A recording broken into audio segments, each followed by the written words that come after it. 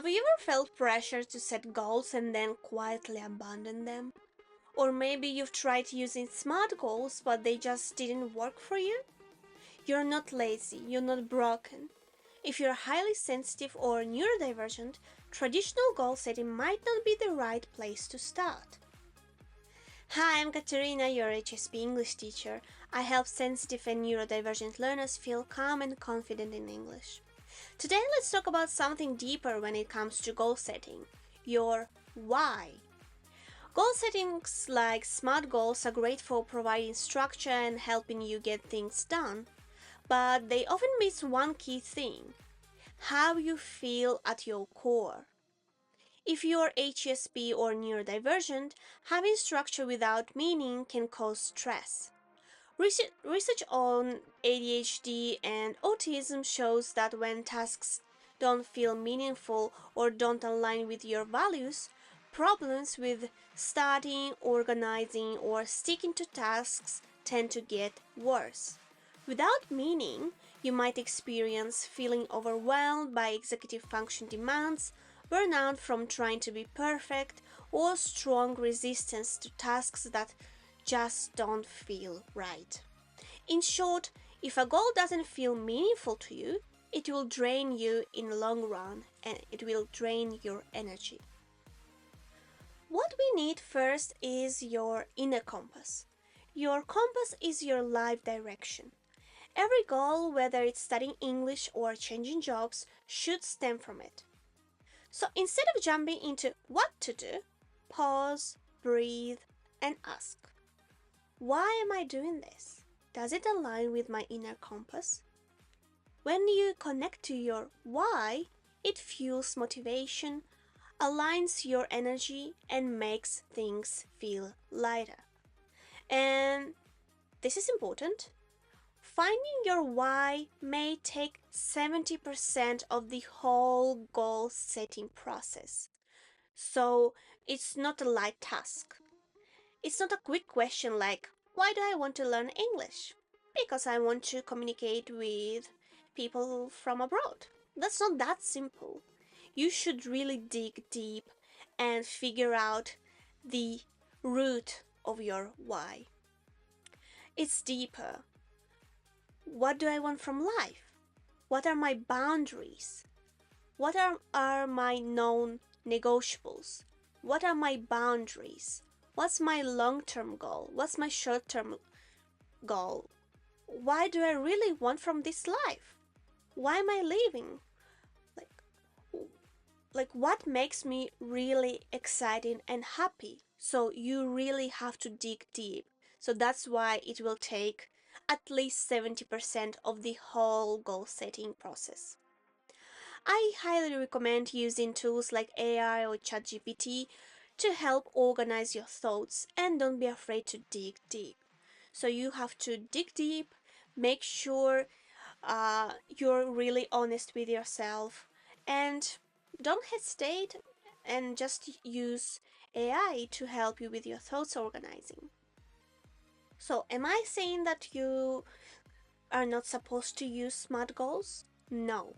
So once you found your compass, you can still use the SMART goal system, and in fact you should.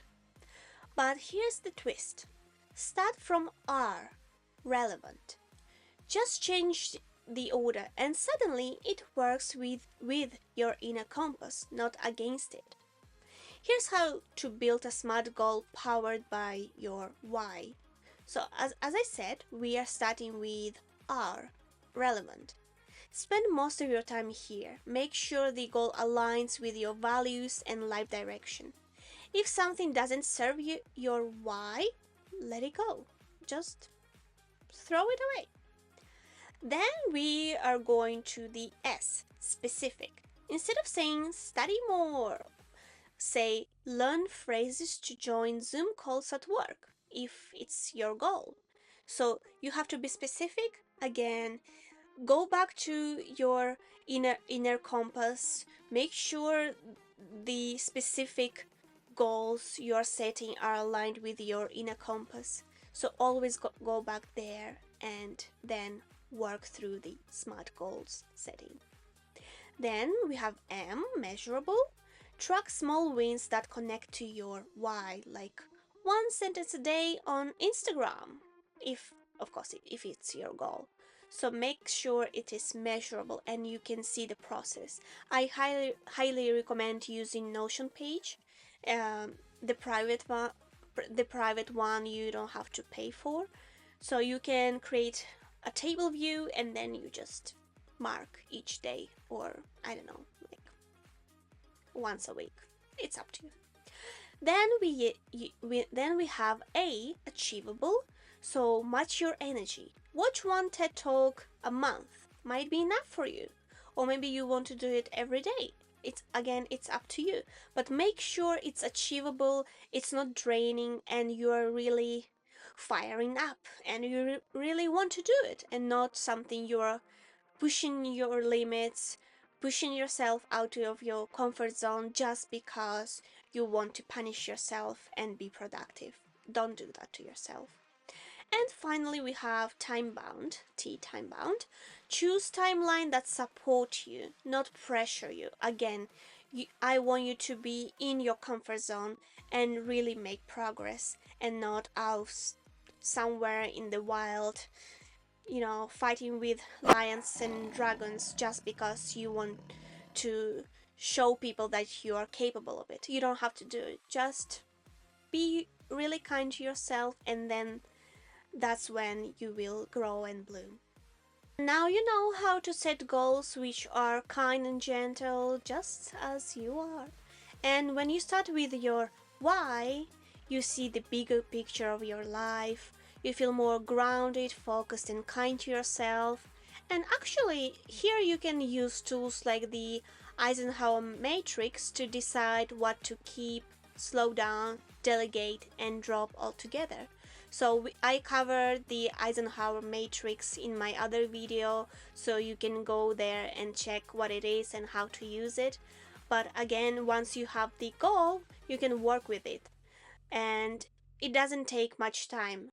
Again, what really takes time is setting the inner compass. So that's where you should spend a lot of time. And once you have it, you can really just organize, figure out, and find methods that work for you.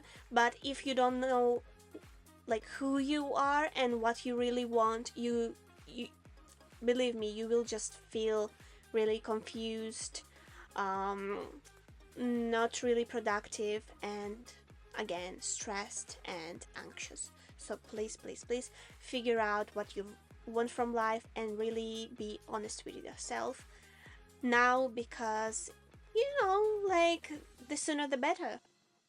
So to wrap up, your why is not optional, it's your superpower. So go and figure out what you want from life, and it makes learning sustainable and life more meaningful, believe me. And again, start from within and not from the outside world. Just be honest with yourself. The rest will follow. Thanks for watching and subscribe for more. See ya. Bye.